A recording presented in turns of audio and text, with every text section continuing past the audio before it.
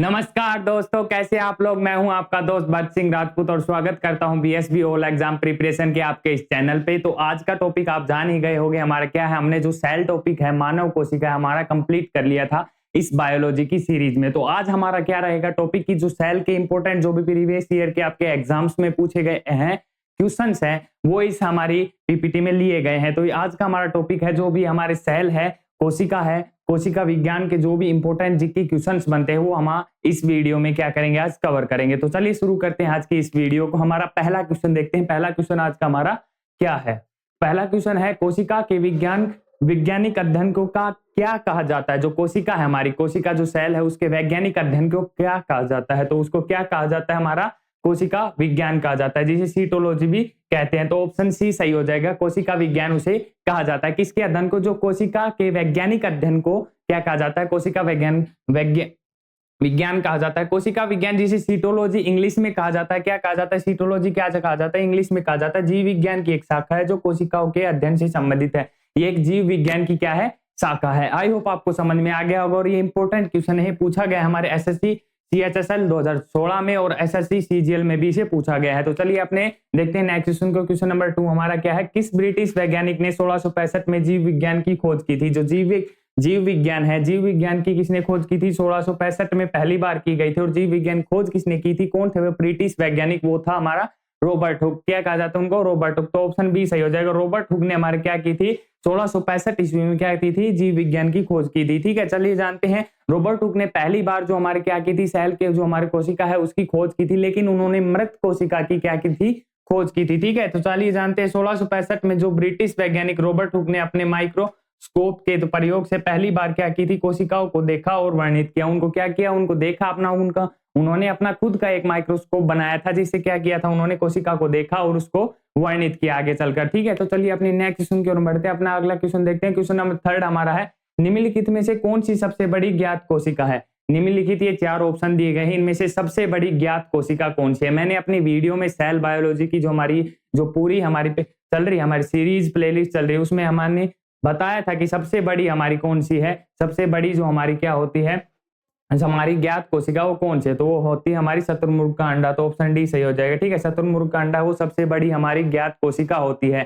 चलिए जानते हैं इसके बारे में। और जो शत्रुमुर्ग का अंडा है सबसे बड़ी ज्ञात कोशिका होती है और इसका आकार इसे अन्य सभी अंडों की तुलना में सबसे बड़ा बनाता है। ठीक है, आई होप आपको समझ में आ रहा होगा। और इंपॉर्टेंट क्वेश्चन है, पूछा भी गया है प्रीवियस ईयर के क्वेश्चन जो हमारे पेपर हुए थे। ठीक है, 4th में हम चलते हैं एग्जाम में। कोशिका सिद्धांत को प्रस्तावित करने वाला वैज्ञानिक कौन था। जो कोशिका का सिद्धांत दिया गया उसको प्रस्तावित करने वाले वैज्ञानिक कौन थे। कुल मिलाकर 2 वैज्ञानिक थे। और कौन थे वो, उनका नाम है ऑप्शन सी सही हो जाएगा, जो थियोडोर स्वान और जो हमारा मैथियास सैलिडे, ये 2 वैज्ञानिक थे जिन्होंने क्या किया था, जो कोशिका सिद्धांत को प्रस्तावित इन्होंने किया था। जानते इसके बारे में। और जो इस सिद्धांत को 19वीं सदी में पहली बार दिया गया था, 2 प्रमुख वैज्ञानिकों द्वारा प्रस्तावित किया गया था, जो मैथियास सैलिडेन और जो थियोडोर स्वान है, इन दोनों द्वारा इसे 19वीं सदी में फर्स्ट टाइम दिया गया था। और इंपॉर्टेंट है, जो बीपीएससी 2020 का एग्जाम हुआ था इसमें इसे पूछा गया था। ठीक है, और कई बार पूछा भी जाता आगे भी। तो अपना अगला प्रश्न देखते हैं। क्वेश्चन नंबर 5 है, निम्नलिखित में से कौन सा गुण लगभग सभी कोशिकाओं में पाया जाने वाला नहीं है। जो इन 4 ऑप्शन दिए गए हैं वो सभी कोशिकाओं में पाए जाने वाला गुण कौन सा नहीं है। ठीक है, तो ऑप्शन ए सही हो जाएगा, कोशिका भित्ति। क्योंकि कोशिका भित्ति है वो सिर्फ हमारी पादप कोशिका में पाई जाती है। क्यों पाई जाती है, क्योंकि ये उसे और भी मजबूत बनाती है और भी कठोर बनाती है, जो उसकी रक्षा करती है। तो कोशिका भित्ति है वो सिर्फ पादप कोशिकाओं में पाई जाती है। ऑप्शन ए सही हो जाएगा। कोशिका भित्ति एक कठोर और स्थायी परत होती है जो पादप कोशिका की झिल्ली को बाहर होती है। जो पादप कोशिका की झिल्ली है उसके बाहर की साइड में ये बनी हुई होती है। जैसे ये पादप कोशिका हो गई हमारी, ठीक है, इसके बाहर चारों ओर बनी होती है, ये हमारी क्या होती है, कोशिका भित्ति। ठीक है, ये हमारे इस टाइप में होती है जो पादप कोशिका है वैसे तो। ठीक है, तो चलिए अपने अगले प्रश्न की ओर बढ़ते हैं। क्वेश्चन नंबर 6 है, पादप कोशिका या वनस्पति कोशिका भित्ति मुख्यतः किससे बनी होती है। जो पादप कोशिका और जो हमारी कौन है, वनस्पति कोशिका है, वो मुख्यतः किससे बनी होती है। ये कई बार पूछा गया है, मोस्ट इंपोर्टेंट क्वेश्चन है। तो किससे बनी होती है, ऑप्शन से सही हो जाएगा, सेलुलोज से वो बनी होती है। ठीक है, चलिए जानते हैं इसके बारे में बेसिक अंडरस्टैंडिंग। सेलुलोज की फाइबर जैसी संरचना भित्ति को मजबूत और कठोरता प्रदान करती है। क्या करती है, जो सेलुलोज की जो फाइबर जैसी संरचना है वो भित्ति को जो मजबूती और कठोरता इसे प्रदान करती है। तो अगले प्रश्न की ओर हम बढ़ते हैं। क्वेश्चन नंबर 7 देखते हैं। क्वेश्चन नंबर 7 है अंतःपरद्रव्य जालिका के सतह पर किसकी उपस्थिति के कारण यह खुरदरी बन जाती है। जो अंतःपरद्रव्य जालिका है वो एक तो चिकनी होती है और एक खुरदरी होती है, और अगर खुरदरी होती है तो वो किसके कारण होती है, तो मेन कारण उसका क्या होता है,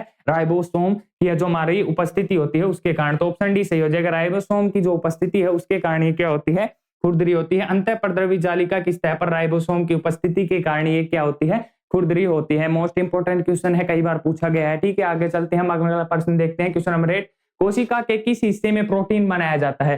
कोशिका है उसके किस हिस्से में हमारा प्रोटीन बनाया जाता है, कहाँ बनाया जाता है, राइबोसोम को, राइबोसोम है उस भाग में बनाया जाता है। जो राइबोसोम है वो हमारा क्या बनाता है, प्रोटीन का निर्माण करता है। ठीक है, जो प्रोटीन की फैक्ट्री भी राइबोसोम को कहा जाता है। ठीक है, राइबोसोम हमारा क्या करता है, कोशिका के राइबोसोम है में प्रोटीन बनाया जाता है। मोस्ट इंपोर्टेंट क्वेश्चन है। ठीक है, आगे चलते हैं। क्वेश्चन नंबर 9 मोस्ट इंपोर्टेंट, मतलब कि भाई हर बार क्वेश्चन में जो हमारा हर बार एग्जाम है उसमें पूछा गया। आप देख सकते हैं कितने एग्जाम्स में से पूछा गया है। ठीक है, जो हमारी निम्नलिखित में से किस कोशिका अंग को कोशिका के आत्मघाती जो हमारे सुसाइड बैग है कहा जाता है, कि जिसका क्या कहा जाता है, सुसाइड बैग उसे कहा जाता है। तो कौन सा है उन चार ऑप्शन में से, तो किसको कहा जाता है, लाइसोसोम। लाइसोसोम एक ऐसी कोशिका है जो सभी कोशिकाओं को भी नष्ट कर सकती है। ठीक है, ये एक ऐसा पार्ट होता है। लाइसोसोम को कोशिका के आत्मघाती थैली या सुसाइड बैग इसे कहा जाता है। मोस्ट इंपोर्टेंट क्वेश्चन है, कई बार पूछा गया है। ठीक है, आगे चलते हैं। निम्नलिखित में से क्वेश्चन नंबर 10 हमारा है, निम्नलिखित में से किस कोशिका को शक्ति गृह कहा जाता है, पावर हाउस कहा जाता है, जहां से शक्ति प्रोड्यूस होती है, पावर प्रोड्यूस होती है। ठीक है, शक्ति गृह कहा जाता है। तो कौन सा है वो, हमारा चार ऑप्शन दिए गए हैं, तो ऑप्शन ए इसका सही हो जाएगा। माइटोकॉन्ड्रिया को पावर हाउस कहा जाता है। ठीक है, शक्ति गृह इसे कहा जाता है। इन्हें अक्सर शक्ति गृह कहा जाता है क्योंकि ये कोशिकाओं को आवश्यकता जितनी ऊर्जा प्रदान करते हैं, आवश्यकता है उतनी ऊर्जा प्रदान करते हैं, इसीलिए इसको पावर हाउस या शक्ति गृह कहा जाता है। आई होप आपको समझ में आ रहा होगा। चलिए अपने